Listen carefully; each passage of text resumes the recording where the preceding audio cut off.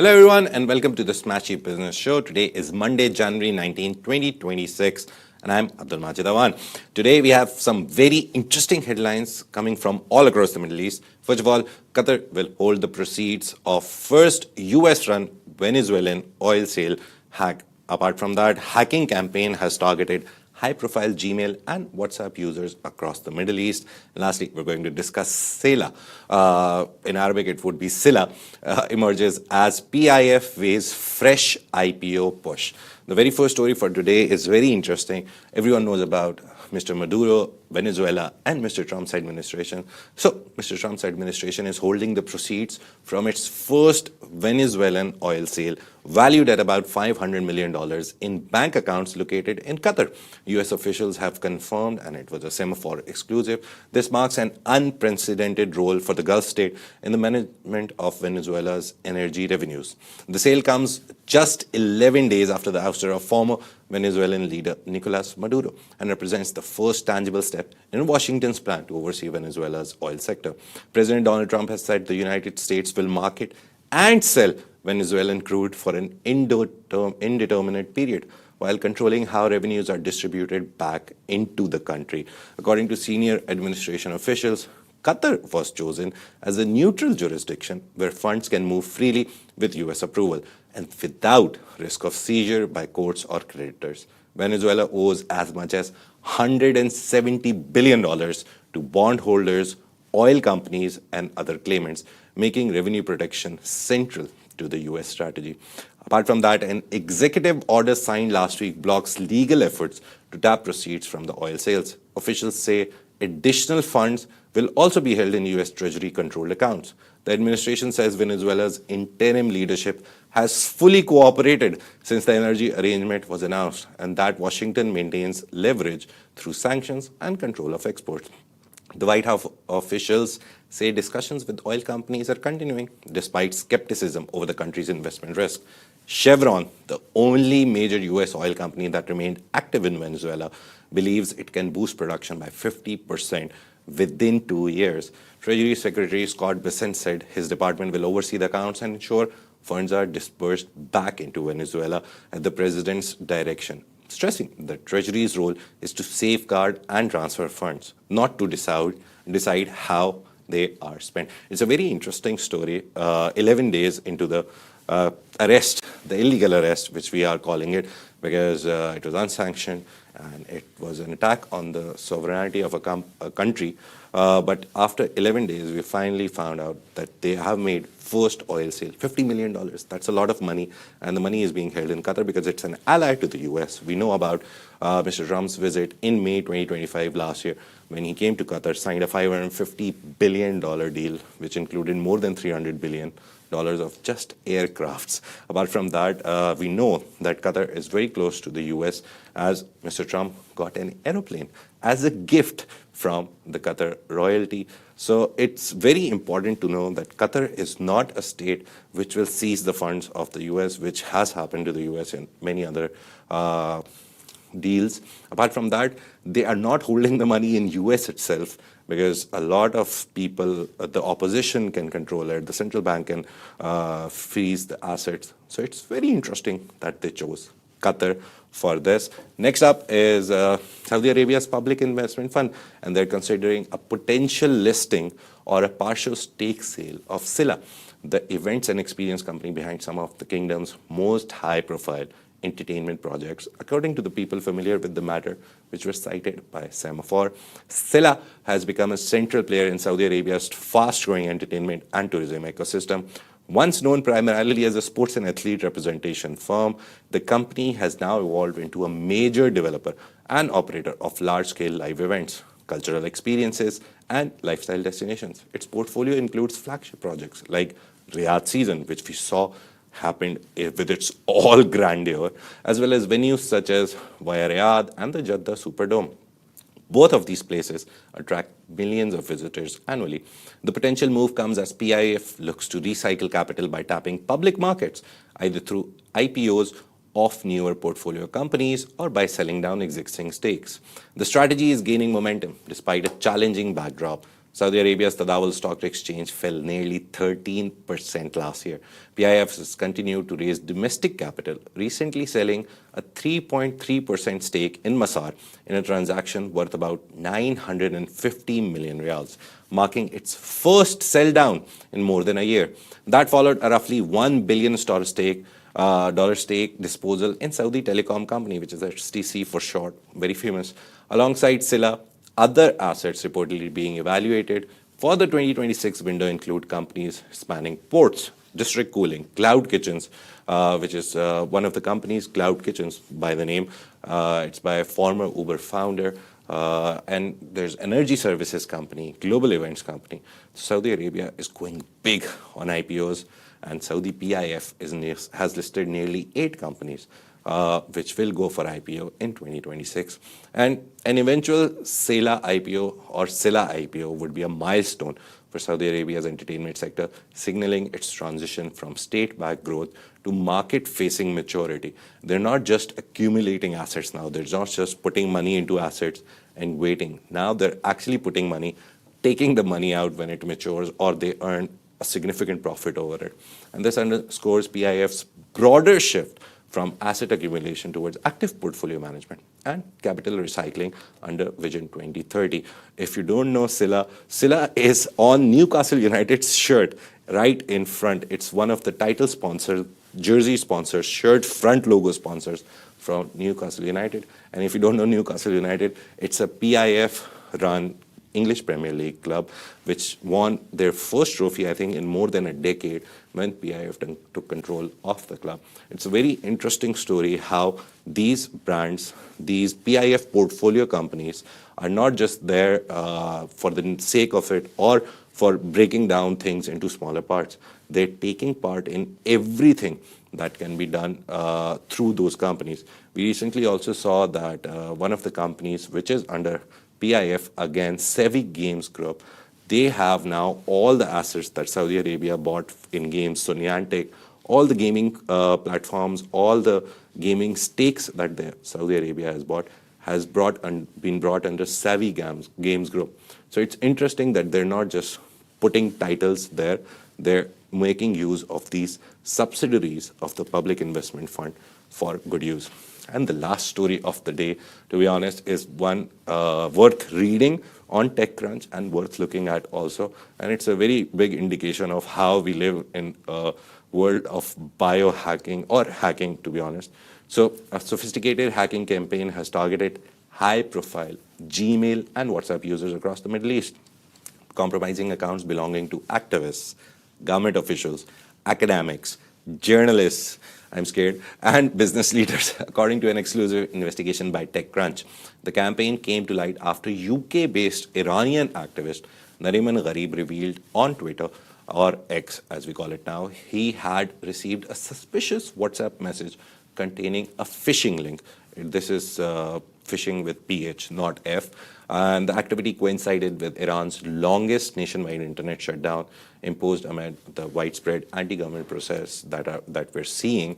TechCrunch analyzed the phishing infrastructure and source code after Gharib shared the link and his findings. With input from security researchers, TechCrunch determined the operation was designed to steal Gmail usernames, passwords, and two-factor authentication codes. It was also used to hijack WhatsApp accounts using malicious QR codes and potentially conduct surveillance by accessing victims' location data, photos, and audio. Critically, the attackers left their backend server exposed without a password. This allowed TechCrunch to view a real-time logs showing more than 850 credential entries. So 850 people actually put in their emails and passwords and two-factor authentication. And dozens of confirmed victim names were also identified by TechCrunch. They didn't write the names of the victims, but they at least told who they were. And one of them was a senior Lebanese cabinet minister. There was a Middle Eastern national security academic. There was the head of an Israeli drone manufacturer. And apart from that, there were journalists and users with American phone numbers. So the phishing links relied on dynamic DSS services to appear legitimate. So basically, when you saw it, you saw WhatsApp. not anything else. And it also it was redirecting victims to fake Gmail or WhatsApp meeting pages. Security researchers say the attack code had the capability to continuously transmit GPS location and capture images and audio if browser permissions were granted. So attribution remains unclear. No one knows where this phishing expedition came from, who did it, but some experts say the campaign bears hallmarks of Iran-linked spear phishing operations, while others note similarities to financially motivated cybercrime. What is clear, researchers warn, is that trusted platforms like WhatsApp and Gmail are increasingly being exploited in high-risk geopolitical environments. The phishing site has since been taken offline, but expert caution, similar campaigns are likely to resurface. So whenever you receive a link from someone, be careful. Look at all the things that you can look at. First of all, it should be an HTTPS. That's the first thing I look at, or anyone looks at. That's like the most secure way of knowing it's a secure link that you're clicking on. Apart from that, always confirm with the sender that they actually want you to join something or click something. So it's a very gray area what to do and how to do it, but just be safe, because these phishing attempts can steal everything from your phone. And nowadays, where we use our phones to literally pay everywhere, it can be a very scary thought. So that's a wrap for the stories of the day. But we have a very special guest on our show today. His name is Clint Khan. He is the director of Y-Axis Middle East DMCC, and it is the world's largest immigration and global mobility advisory group. There's a lot of interesting questions that we're going to ask, that why are people moving to UAE, which people are moving to UAE, and also, very interestingly, who is moving out of the UAE. So stay tuned with us, and we'll go on a short break of a minute maximum and come back.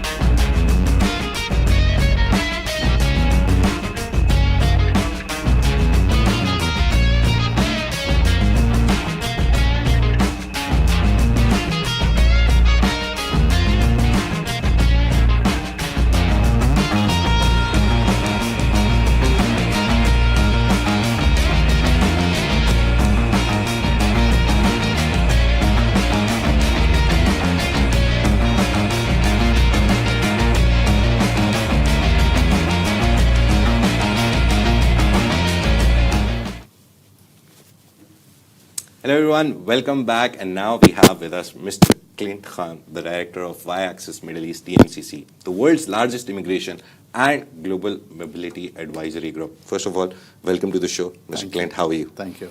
Good. Would you prefer Clint or would you prefer Clint. Mr. Khan? Clint is good. Perfect. So based in the way, Mr. Clint works closely with business owners, entrepreneurs, professionals, and investors who are looking to structure their global presence more strategically through residency solutions, business setup, talent mobility, long-term positioning, and property investment. His work sits at the intersection of global mobility, tax-efficient structuring, business relocation, and asset positioning, with a strong focus on the UAE as a global hub. And it's no doubt UAE is becoming a global hub. Rather than focusing only on visas, Mr. Clint and his team at Y-Axis advise individuals and businesses on where to live, where to operate, how to attract and move talent, and how to use residency and property as long-term strategic tools. So today what we'll be discussing, just a summary before we get into it, we'll be discussing global mobility, the UAE's role as a business and investment destination, and how smart structuring creates long-term leverage for founders and professionals. So the very first question, obviously, after this intro is that Y-Axis has been a global name in migration for decades. Can you walk us through the processes, the personal journey of yours with the company, first of all? So Y-Axis is one of the largest immigration companies in the world. Yes. We've been doing it for 26 years now. We have over That's 50. more than 2 decades. Yeah, and we have over 50 offices across the world. And we help people who want to work, study, visit, migrate, and invest in any country of their choice. So at any given point, every month we deal with over 100,000 inquiries a month. Nice. Yeah, so that's a big number. It's huge. That means you're looking at 100,000 different situations, different resumes, different people, right? And I started with Y-Axis in India. I'm originally from India. And I moved from India. I started working in India for a few years, then moved to the UK.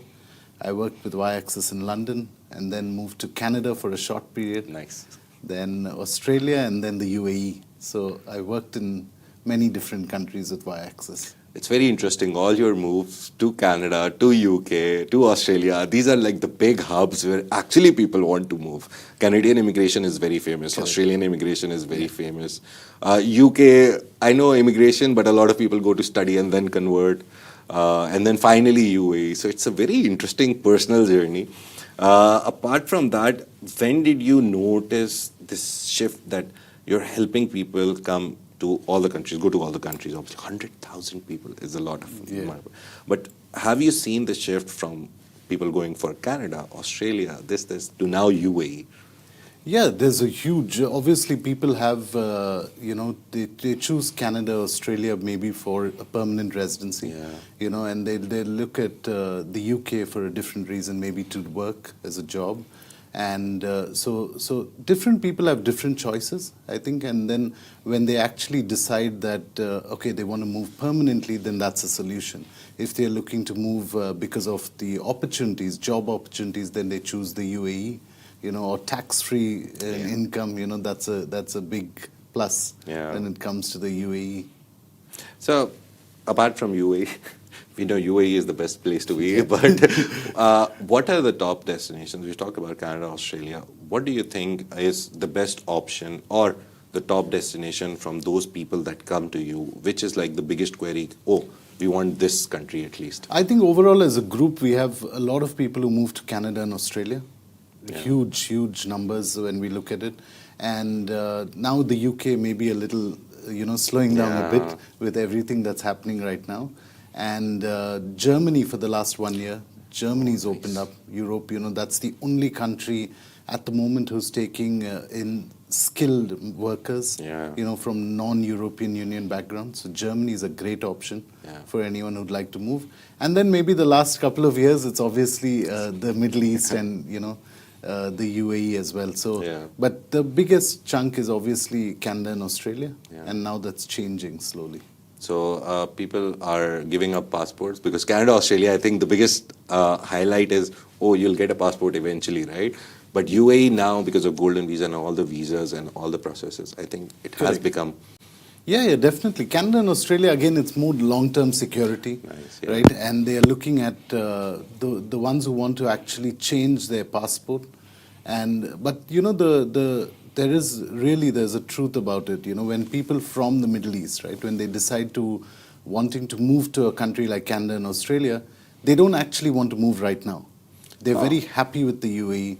They're very happy with the earnings here, the opportunities here. So what they're actually doing is to just safeguard their future, you know, having a permanent residency for the future. Because most of these countries, if you look at Canada, you're required to stay there for only 2 years out of 5 to extend it, right? With Australia, you don't have to go there for the next 5 years. You get your permanent residency, you keep it with you, you make your decision 5 years later. You know, so Nice. people would love to still stay here, you know, while having a backup. Yeah. So what does someone do to start the process? They contact you through email, phone, all the channels that you have. What should be the first thing that I think they should have ready in terms of, maybe just an idea in the brain that I need to have top 3 choices, or I just want to go to this country? What is the first idea that anyone should come to you with? I think definitely, you know, one of the most important things that we at least train the staff to do is to make sure they understand what their goal is, right? Do you need are you looking at moving because of your family, right? Do you want to move permanently? Are you looking to move just to keep a backup? You know, there are some people who are don't want to move. They just want to explore opportunities. Nice. When you have a residency, your opportunities are much more easier to get. So that's the first step, you know, to know how fast they want to go. Permanent resident applications can take 12 months, 18 months sometimes, right? Countries like Germany, you can go in a matter of a couple of days, you know, to work, right? Wow. And so it all depends on what their plans are, how fast they want to move. You know, there are several people, at least from the Middle East, who don't want to go back home, right? If they have to go back home, they've lost their job for some reason, or they think they can't stay here. And I think that's the first things first, right? To check what their goal is. Second thing is to check if they're eligible for it, right? And Very it comes important. back down to eligibility. And if you're not eligible, then there's, you know, we can think of all our goals, but you know, it's not going to work out. It can look very nice in your brain, but it won't work out if you're not eligible. But there's a lot of, you talked about Germany. 3 of my friends actually went to Germany. They followed the student to TR, the temporary residence, to eventual the PR format. A lot of people go to Canada because they get some extra points in their immigration because they've studied there. How complex is this path? Just explain to me in like 2-3 categories. For example, if a family of 3, husband, wife, and son, daughter, they want to move, how difficult is it? How easy is it? If a student wants to move, go study and then. So these 2 examples, how much time does it take? Is it difficult? So it's not, you know, when it comes to a student, I think the most important thing is, you know, when, you know, I'm from India and I speak to a lot of people from India who tell me, I've gone and studied in the US and now I'm back home, right? I've gone and studied in the UK and I'm back home. Why? Because I think if they wanted to stay back, they didn't choose the right pathway to stay back, right? So it depends on the student's choice. If they're going to go and study and return, then that's a great choice. You could go to any country you want. If you're going to go and settle down and, you know, eventually you want to stay in that country, then you have to look at a pathway. Post-studying, what is your pathway to move? So I think that's the first choice for a student. If he's ever deciding to go, is what he wants to do in the future, to think of it a couple of years from now, right? And so that's the first thing. Second thing is, when it comes to families, right, they could look at moving on a skilled worker visa, which is a permanent residency, or they could also look, and a professional can even look at studying. You know, getting a visa is a different story. You know, you have to convince the embassy you're a genuine student.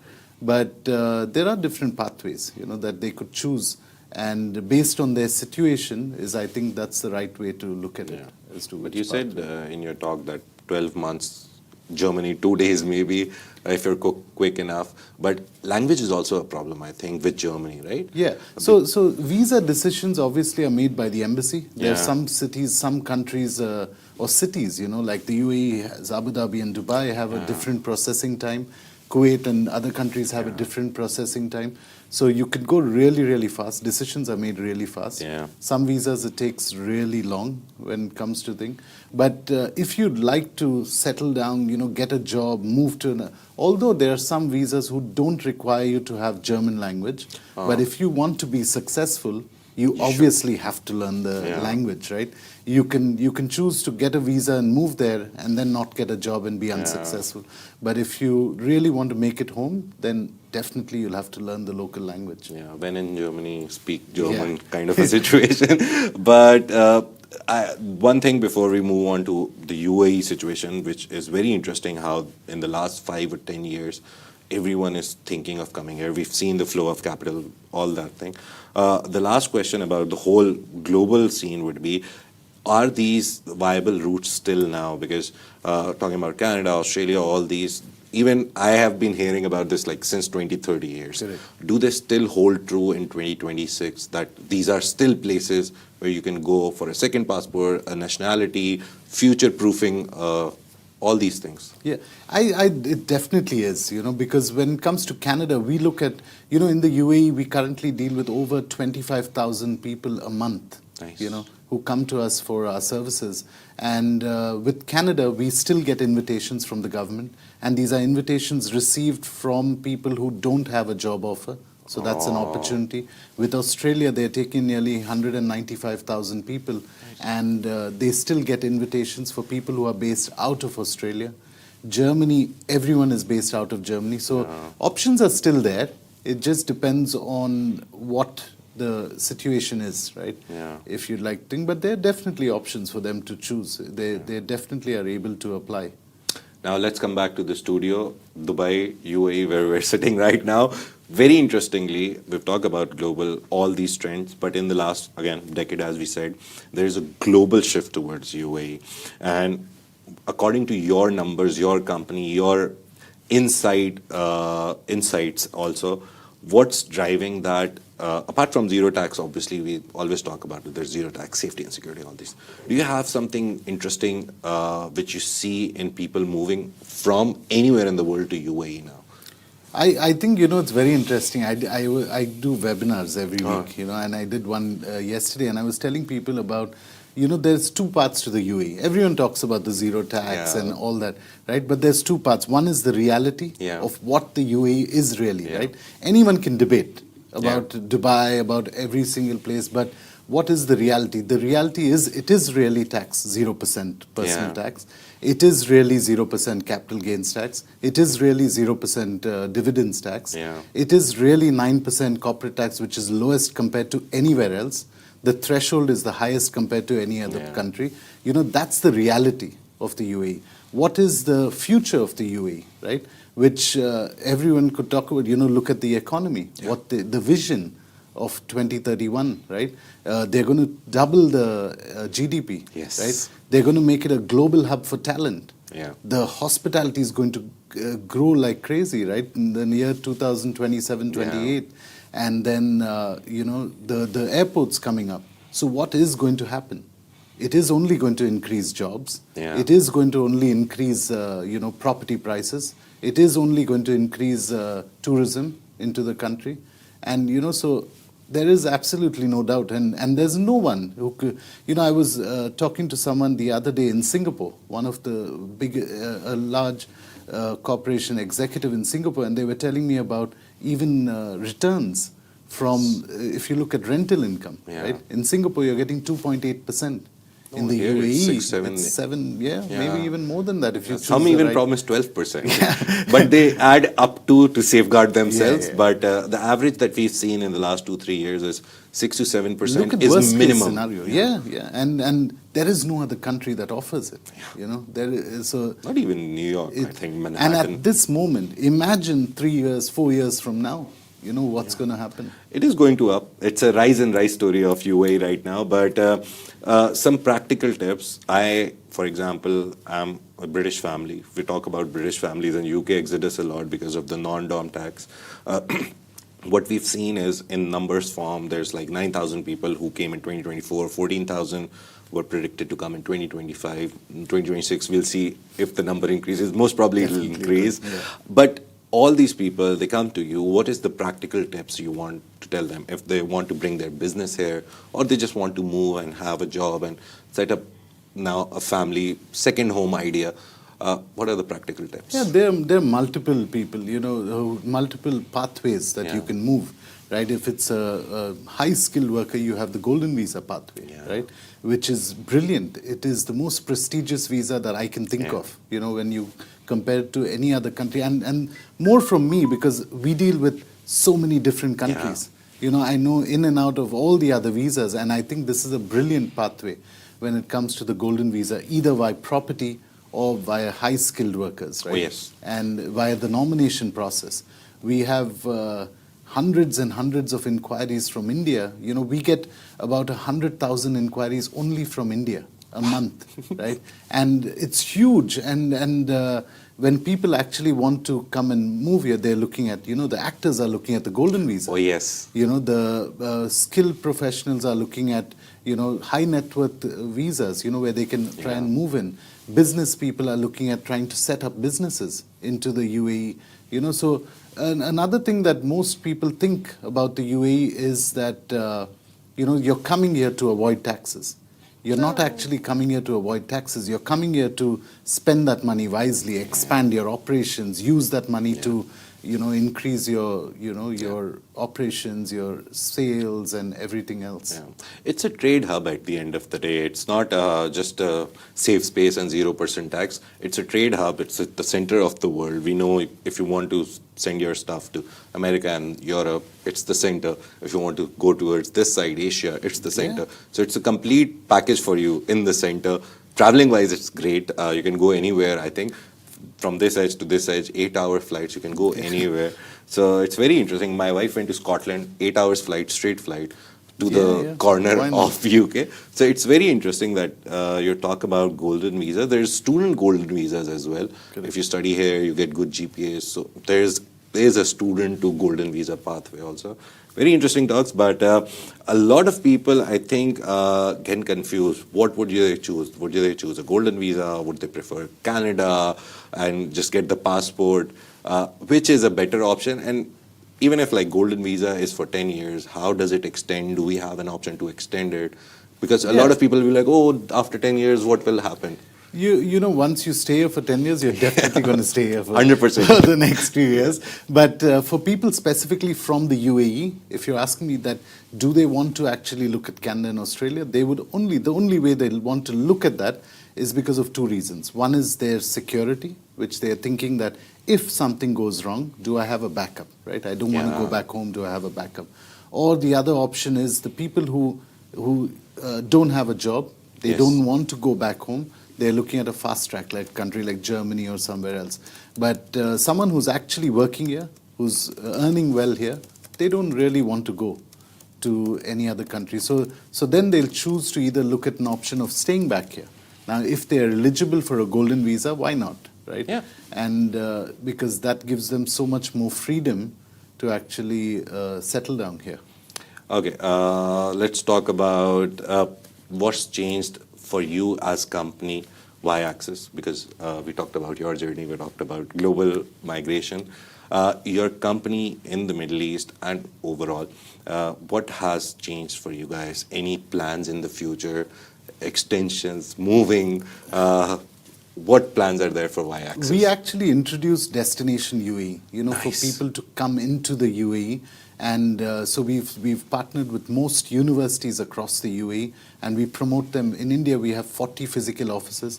We have offices in Melbourne, Sydney, Brisbane. We have offices in the UK and Canada. And we started promoting the UAE. So we have people who want to study. They come to the UAE, so we partner with universities. People who want to work, we work with a lot of businesses in the UAE to give them manpower, to be able to give them resumes. Because we as a company, we get 100,000 resumes a month, which means, so for anyone who's looking for, you need a script director, for example, right? It's a click of a button, right? You can find a script director. We deal with over 27 different nationalities, so we help people with that. When it comes to golden visas, we help people with the golden visas. We work with the Department of tourism and economy. We work with different property developers. We help them with property to secure their golden visa. So that's what's changed, I think, and that's what's going to be the future for the next 3, 4, 5 years at least, is to bring in more people into UAE to make sure that the UAE is our top destination. So the next time we talk, it won't be Canada and Australia, it'll be 100% the UAE. One question before we leave, move towards the last question. It's a very interesting thing. We've reported on this multiple times at Smashi Business also. There's a lot of scams when it comes to immigration as well, right? Yeah.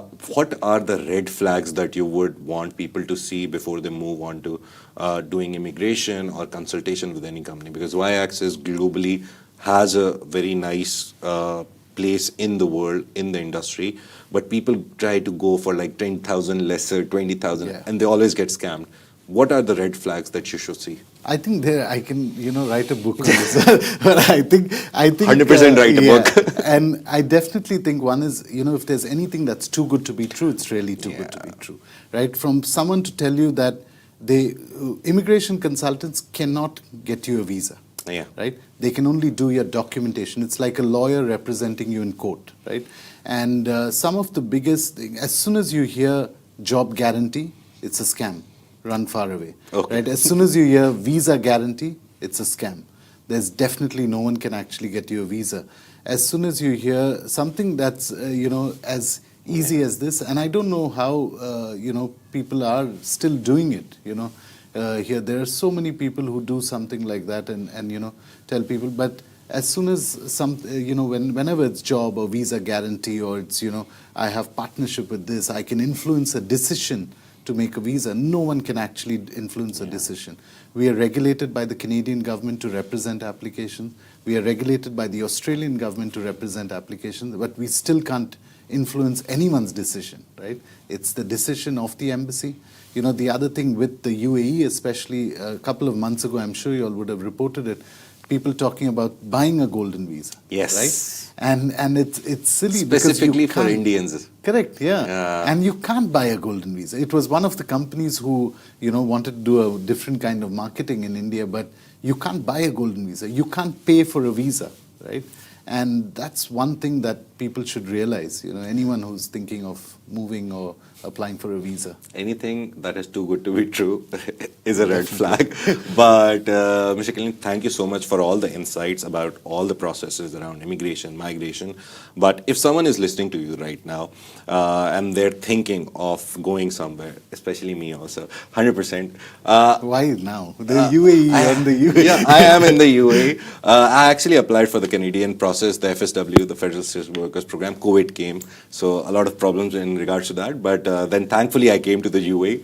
The world was moving here and I was forced by God to move here, but that's good.